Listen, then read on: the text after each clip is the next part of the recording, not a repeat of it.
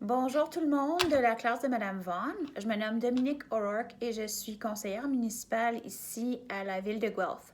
Alors, bonne fête du 25 septembre, la célébration du drapeau franco-ontarien. Et je voulais répondre à vos questions. Alors, merci beaucoup d'avoir fait cette réflexion-là. Et j'ai vos questions ici devant moi. Alors, je vais les répondre ce matin à 8 heures. Le maire de la ville de Guelph, M. Cam Guthrie, et notre député fédéral, M. Lloyd Longfield, sont venus avec moi à l'hôtel de ville. On a hissé le drapeau franco-ontarien à l'hôtel de ville. Il sera là pour la fin de semaine. Et comme vous le savez, d'habitude, on a beaucoup de jeunes qui sont à l'hôtel de ville avec leur drapeau franco-ontarien et on chante notre place et on célèbre un petit peu l'histoire des francophones en Ontario et en Amérique du Nord. Alors, ça me fait vraiment plaisir que vous vouliez faire quelque chose avec moi aujourd'hui. Alors, est-ce qu'il y a des festivals pour les franco-ontariens? En effet, oui. Il y a un gros festival d'habitude. Bien, dans le COVID, tout a changé un petit peu.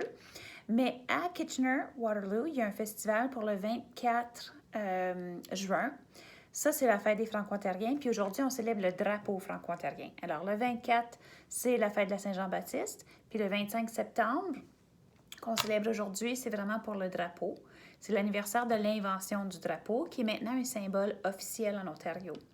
Alors, il y a des festivals pour les Franco-Ontariens.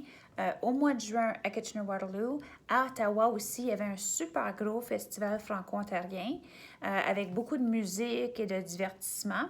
Et peut-être qu'on pourrait s'organiser quelque chose à Guelph. D'habitude, on fait un pique-nique au parc Riverside, juste pour célébrer, pour placoter en français.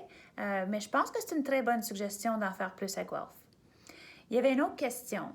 Est-ce que vous avez des Franco-Ontariens traditionnels? Ça aussi, c'est une vraiment bonne question. Parce que les Franco-Ontariens traditionnels, c'était originairement, ça fait plus de 400 ans que des francophones sur le territoire de l'Amérique du Nord. Alors, Samuel de Champlain, la Nouvelle-France, quand on visite Québec, c'est parce que le Canada, c'était une colonie française avant d'être le Canada. Alors, les francophones franco-ontariens traditionnels, d'habitude, étaient de cette origine-là. Mais maintenant, là, il y a vraiment une belle diversité parce que les Franco-Ontariens peuvent venir de l'Afrique, peuvent venir de l'Haïti, peuvent venir de l'Espagne, peuvent venir de partout.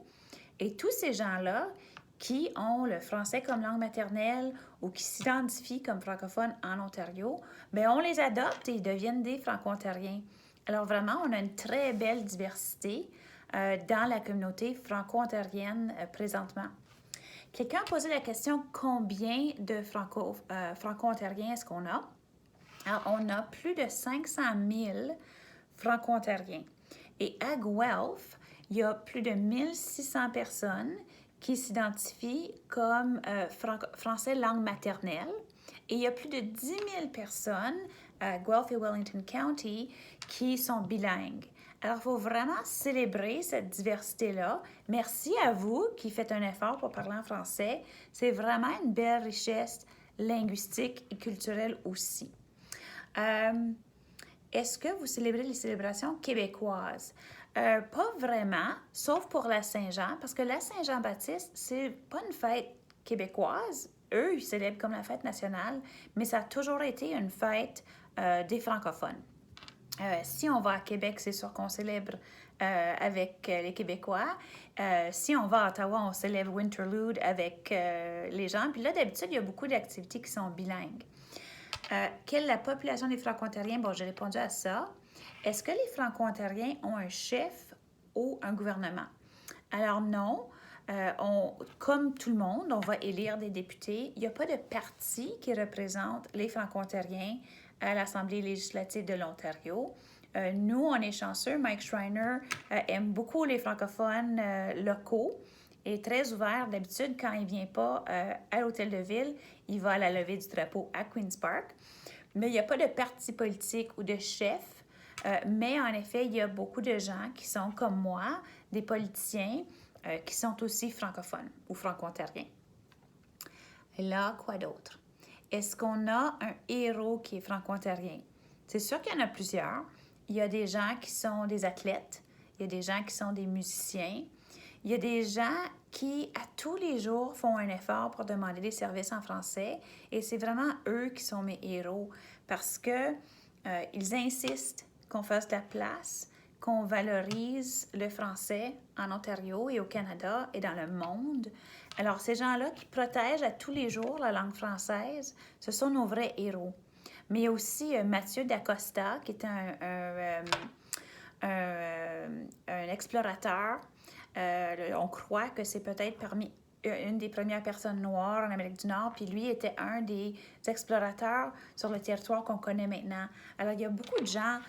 Louis Riel, c'est pas un héros franco-ontarien, mais c'est un héros francophone, métis, canadien, très important. Alors, on a des grands héros avec un H majuscule, mais on a aussi beaucoup de héros avec un H minuscule. Ça, c'est les parents qui inscrivent les enfants dans les écoles d'immersion francophones, les gens qui demandent des services en français, les gens qui célèbrent la langue et la culture. Et tous ces gens-là, tous ces efforts-là sont vraiment importants. Qu'est-ce que vous pensez que les symboles sont des bonnes représentations? Alors, oui. Et puis, je vais répondre à l'autre question aussi. Est-ce que vous aimez le drapeau? OK. Oui, mon drapeau. Je l'ai mis dans la fenêtre. Une petite minute.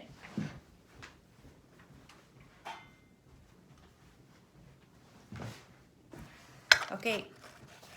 Ça, c'est notre drapeau franco-ontarien que je trouve super beau. Alors, il a été inventé à Sudbury le 25 septembre, puis je crois que c'est 1978, mais je me trompe peut-être pour la date. Pourquoi j'aime le drapeau?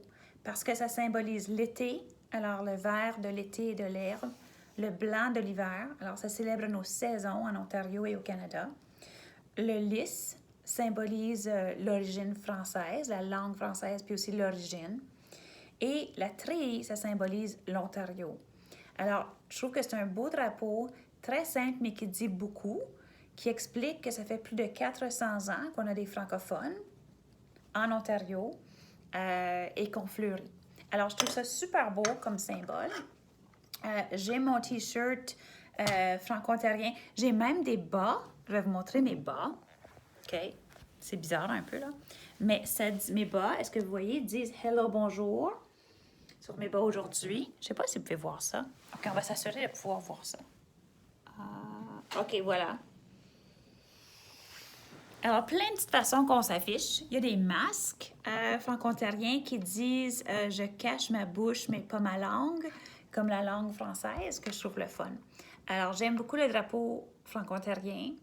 Je trouve que c'est un symbole important en Ontario. Et merci beaucoup, beaucoup pour vos questions. Posez la question, qu'est-ce qu'on fait avec ma famille le 25 septembre? J'ai des enfants qui sont adolescents. Alors, avant, j'allais à leur école. On hissait le drapeau franco-ontarien. Je les encourage à porter du blanc et du vert. Eux, ils vont célébrer dans leurs écoles aujourd'hui. Moi, j'ai célébré ici à l'Hôtel de Ville et virtuellement avec vous. Alors, écoutez, mes amis, merci d'être là. N'importe quand que vous avez des questions pour moi, n'hésitez pas à les poser. Je suis là pour vous. Et regardez aussi, le maire Guthrie a fait une super belle vidéo aujourd'hui avec le Notre Place, avec un petit discours. Et puis, on est là pour vous. Très bonne journée et faites attention à vous.